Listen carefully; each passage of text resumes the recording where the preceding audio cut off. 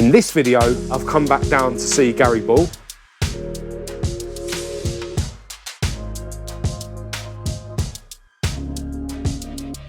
See, we've got a TVR banner on the wall. What's going on here? LS 5.3, twin turbo, upwards of 800 horsepower. I only wanted 650, but the tuner said he's going to be looking at about 800. I think that'll do. This one's a bit of a wide boy. Overall, you've got an extra 10.5 inches width on the whole car. Huge wheels. The anoraks are going to hate them as well. One of Gary's favourite parts of the build. Chassis mounted BGW. It's off a Porsche 996 or 997. I suppose now's a good time to show you the bits that I'm actually come down here to pick up.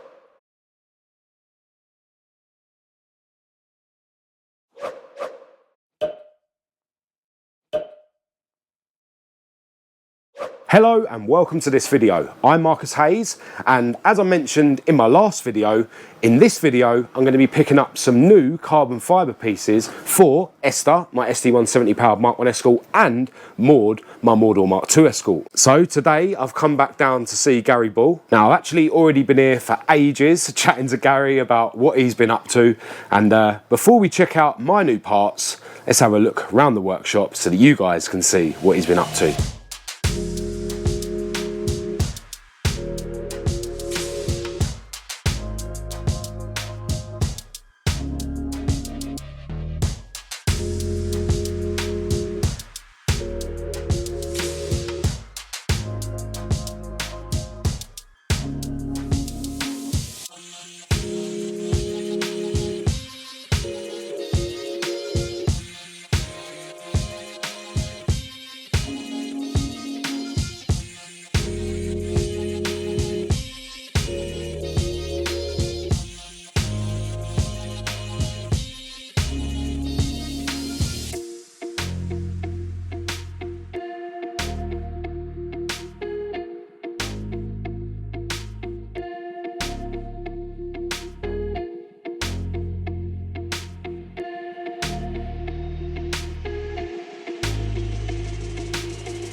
Right, so as you would have seen from the clips, we've got a new project in the workshop that Gary's working on. I'll give you a good look around that in a minute. This thing's an absolute beast. But yeah, as usual, this workshop is very messy, but a messy workshop is a busy workshop, and this is certainly a busy workshop. Over here, we've got the panels for the front end of Gary's new project, and in the back of the workshop here, we've got a series of moulds.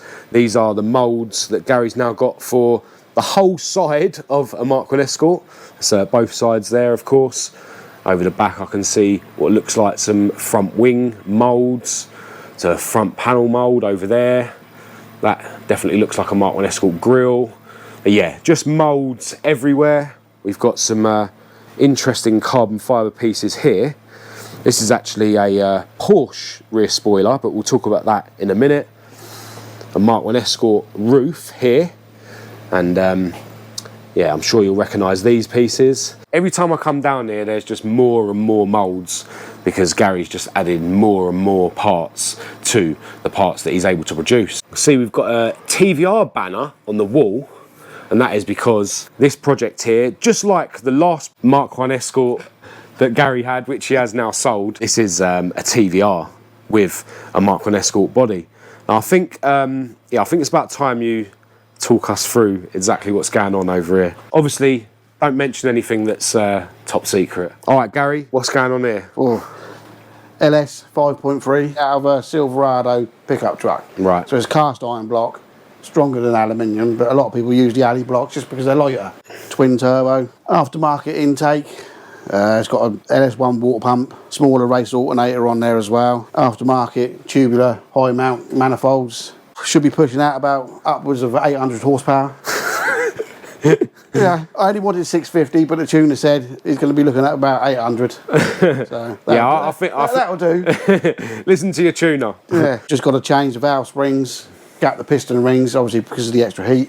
And it's good to go with the turbos. Cool, so this Mk1 Escort body is sitting on a TVR chassis, similar to the last project you built? Yeah, TVR Tasman again. because it's got the right wheelbase, so it's within 10mm of being perfect. Obviously I made the body, modified the arches just to line everything up so it looks perfect. Just on that, let's talk about the arches, because this Mk1 Escort body, unlike the last one was a bubble arched Mk1 Escort body. This one's a bit of a wide boy.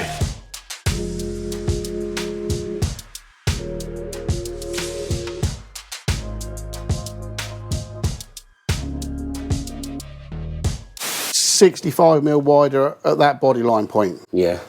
And then the bubble arch is the original bubble arch, but I've cut out the flat section and shaped it around the tyre. And that's, again, that's another, I think, half an inch wider than the original bubble arch.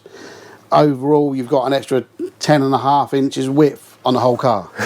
So it's 5 foot, 11.5 inches wide now. A proper wide boy. 60 inches, I think, what they are from the factory.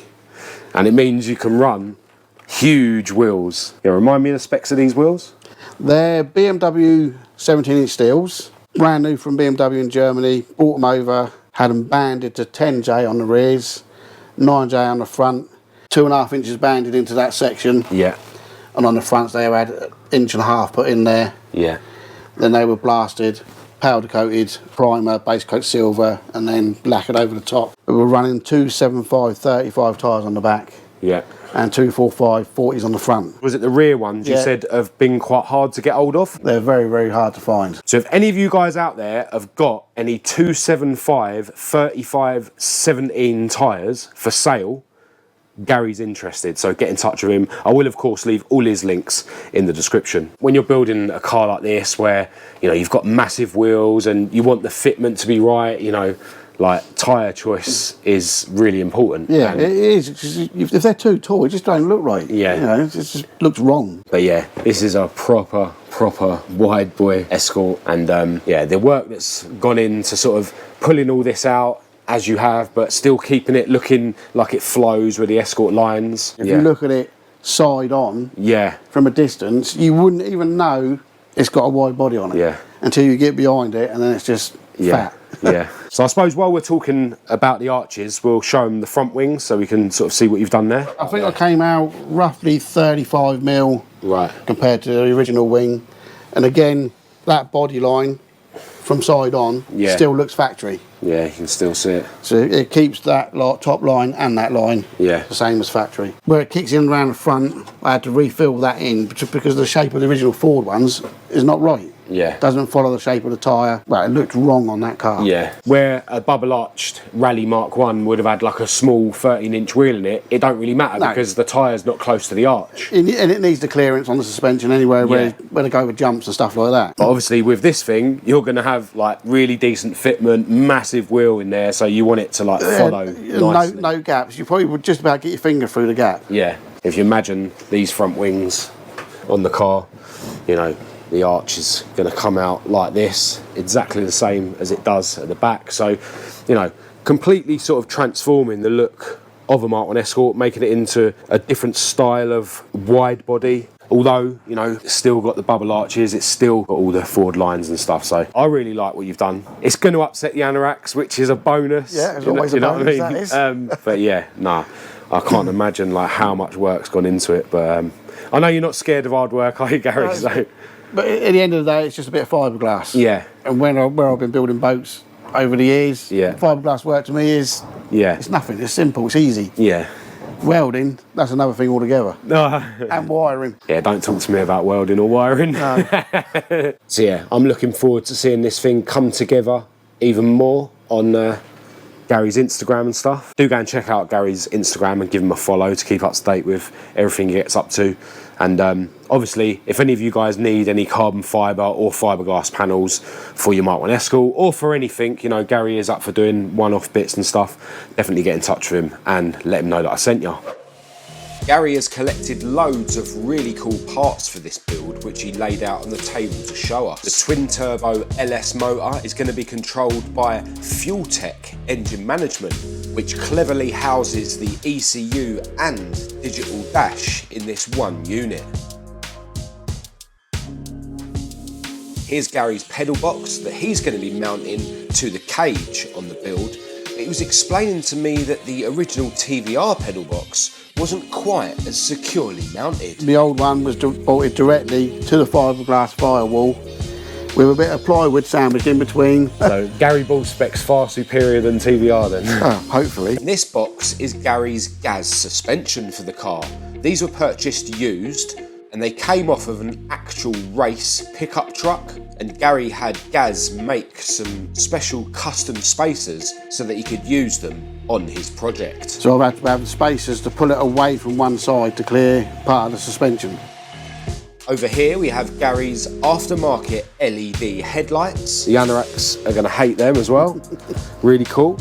And this box was full of goodies like the blow-off valve, swirl pot for the fuel system, the twin high-pressure fuel pumps, a low-pressure fuel pump to fill the swirl pot, and in this box were the injectors. Here we have a 3D printed prototype of the wing mirrors that the car's going to run. These will of course be moulded by Garry in carbon fibre.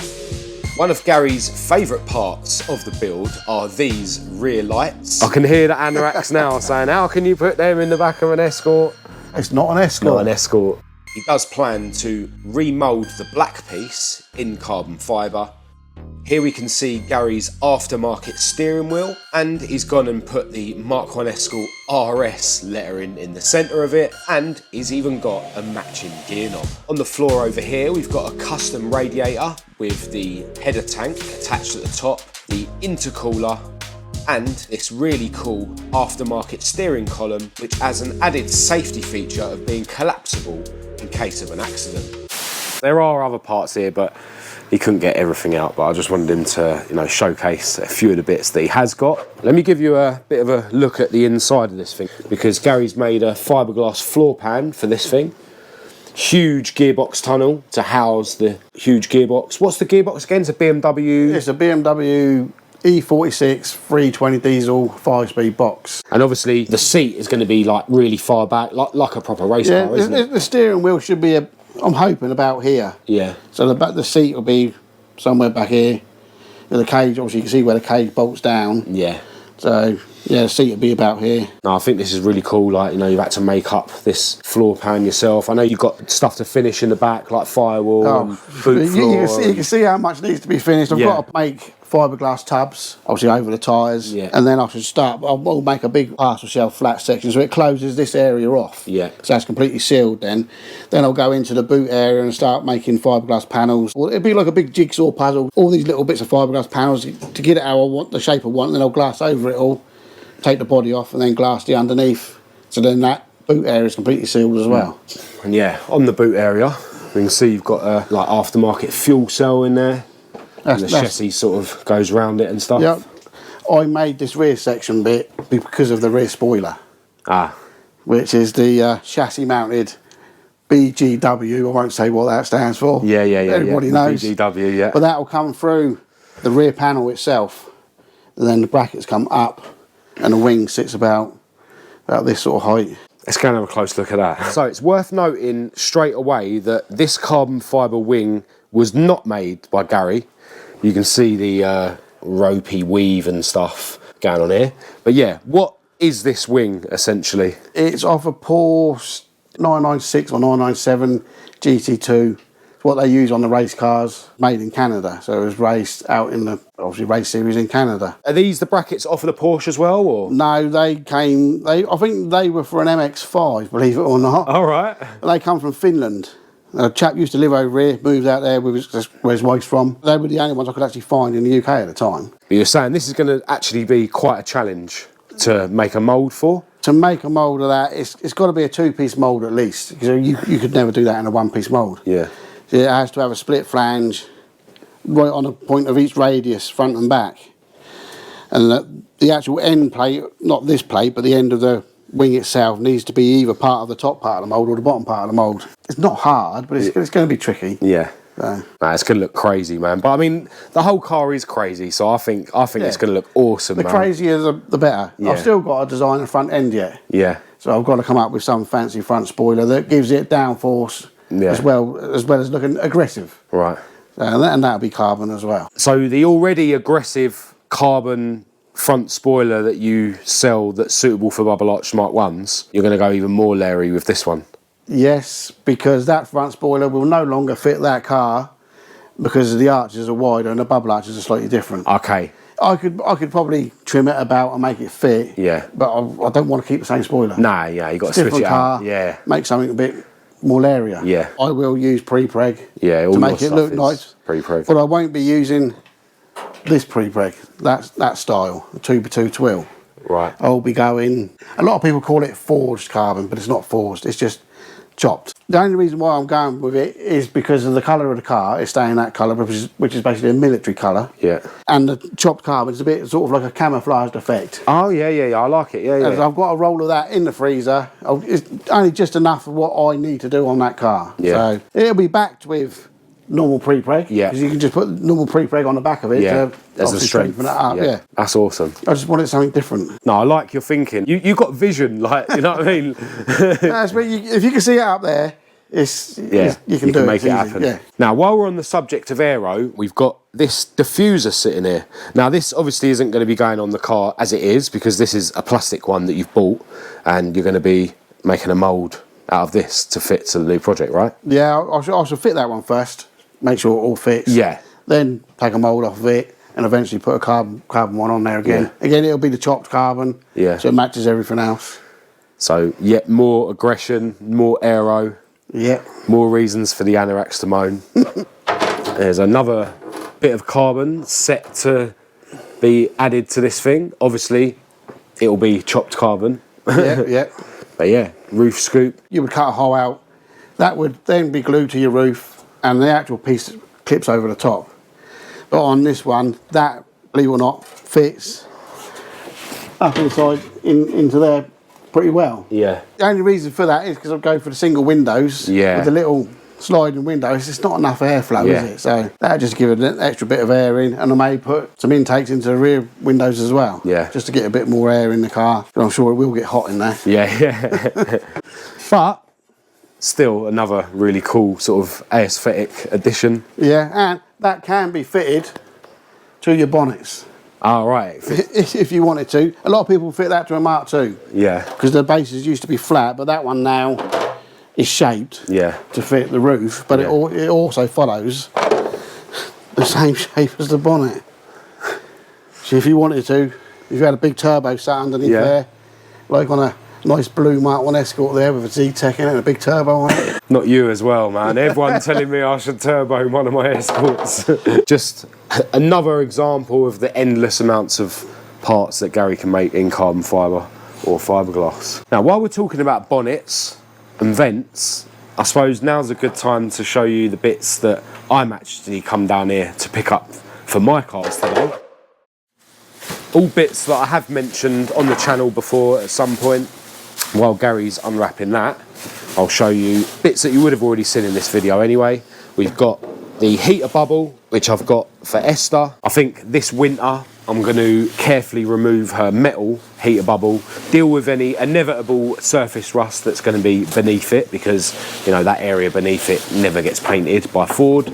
And then yeah, I'll either bond or screw on this carbon fibre one, and I think it's going to look awesome. And then over here I've got the carbon fibre headlight rings for Maud, my Mark II Escort, to replace the chrome ones that I've got fitted at the moment. These are the same as the ones that I've already got fitted to Esther, my Mark 1 Escort, of course. And Garry's very kindly going to give me this metal heater bubble that I may end up getting welded into Heidi, my other model Mark II Escort. I have, of course, bodged up the little rust holes that I had in her heater bubble, but yeah, maybe I'll change my mind and do the job properly now that I've got this metal one. So here we have another carbon fibre bonnet for Esther, my Mark 1 Escort. As you can see, this time we've gone for these crazy vents in the driver's side to provide some much needed extra cold air to her throttle bodies, because she literally makes more power on the dyno when we do runs with the bonnet up. So yeah, I'm hoping these vents are actually going to be a performance thing rather than just looking crazy. Now obviously the bonnet that I've currently got fitted to Esther was always a bit of a prototype, That one was, yeah, it was the very first one ever made in carbon. Super light. But I know that you've always wanted to make me a better one. Yeah. And yeah, here it is. Obviously the main reason for this one is the vents. Yeah. To get more airflow to the engine. Yeah. But it's to give you a better weave pattern to match your front grille. So you've got the herringbone joint down the centre of the bonnet. Yeah, that's awesome. So we've got the weave going this way on this side and this way on this side. I completely forgot about that. No, I love it, man. And we've got the inner frame in there as well. So we'll just lift it up so you're underneath. Yeah. Yeah, just like the other one, it's got an inner frame that's, you know, the same design as the original Escort metal frame. You can see the vents there. Got all the fixings for, you know, you've got like the bump stops. This would be the little catch. Which I didn't put your main lock one in there because you don't use it, do you? No. So that's I'll put your. Oh yeah, and we've got the addition of this your now bonnet as well. stakes. So you don't have to use masking tape. Yeah. Yeah, no, awesome. Obviously, the hinge points are as normal. Yeah. So it just bolts up to your hinges. Yeah, it just bolts like up a metal one. as factory. Yeah, no, awesome, man. Can't wait to get it fitted. The other carbon fibre bonnet is going to be for sale. So if there's anyone out there who's genuinely interested in a carbon fibre bonnet for your Mark 1, definitely the lightest Mark 1 Escort carbon fibre bonnet there is, because even Garry doesn't make them that light anymore. So yeah, just get in touch, you know, via email. My email address is always in the description. I'll be selling it for, well, just over half of what a brand new bonnet costs. So yeah, really good opportunity for one of you guys to get yourself a budget carbon fibre bonnet for your Mark 1 Escort. Right, so while Garry's wrapping up the bonnet, got to give you another look at this thing before we leave here today. Just imagine how crazy this thing is going to be with the Larry wing on the back and the vent on the roof, you know, really Larry front end. Yeah, it's going to be crazy, you know, with all the carbon accents around it, you know, the forged or chopped carbon accents around it. I mean, just look how massive the wheels are. Just imagine what this thing's going to sound like, you know, twin turbo V8, 800 horsepower, you know, proper race cockpit with the seat set really far back. One thing I didn't mention actually in this video, you know, imagine, you know, the exhausts hanging out the wings, very much like the drag racers. Yeah, this thing's going to be nuts. I mean, the last one he built was nuts, but this is going to be on a whole other level. And I can't wait to come back down there when it's done to check it out and go for a passenger ride. All right, so that is Roger the Plastic Fiesta loaded up with all the new parts. But over here, we've got Garry's new daily ST150 Fiesta. Check that out. He's done a few bits to it. He's fitted these Revolution wheels, which I think look really cool. White wheels to match the white stripes. He's also put a new exhaust on it. And yeah, he's just been smoking it around as a daily, using it as a bit of a van. My beautiful girlfriend has been checking out the new beast. What do you think?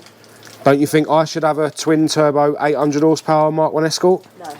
I strongly disagree. But yeah, Garry, we are finally going to get out of your way. I know I've been here way longer than I was supposed to be, but it was awesome checking out this thing and seeing what else you've been up to.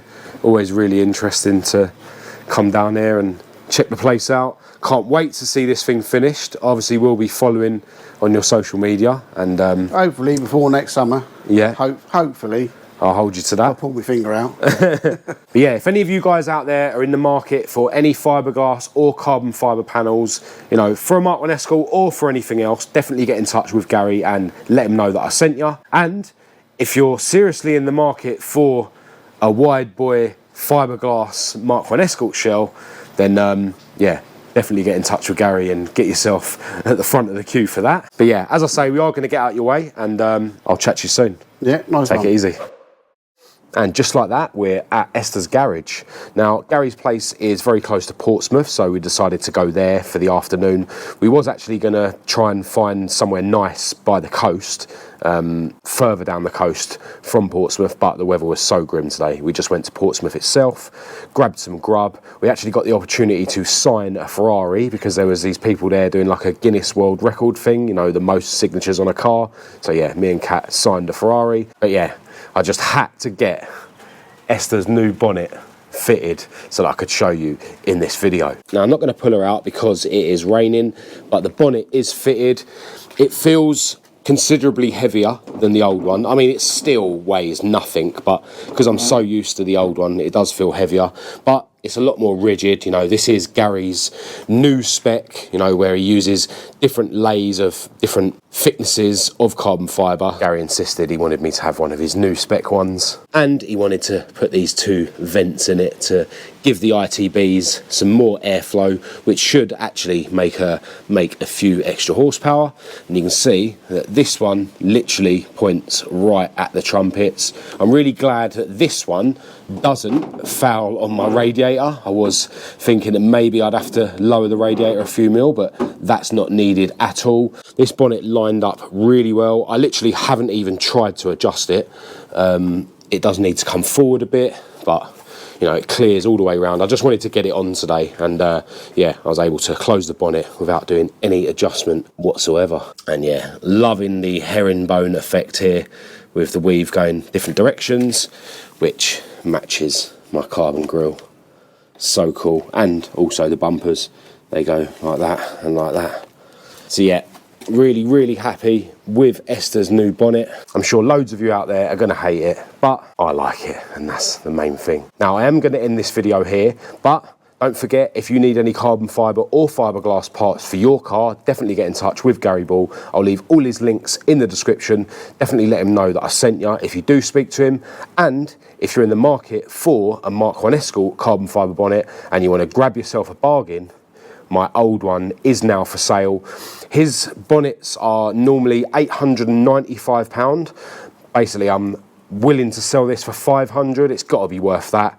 It is used, but it is also lighter than the brand new ones that you can buy from Garry Bull. So yeah, if you're interested, get in touch with me. Other than that, I'm going to end this video here. If you did think it was any good, please do give it a thumbs up and a share. If you didn't, give it a thumbs down. Click subscribe if you're new. Check out my website for merch and parts. Feel free to follow me on Facebook, TikTok and Instagram. Massive thanks to all my patrons. I will leave all the links to all of that in the description as usual, along with my email address for anyone who wants to contact me.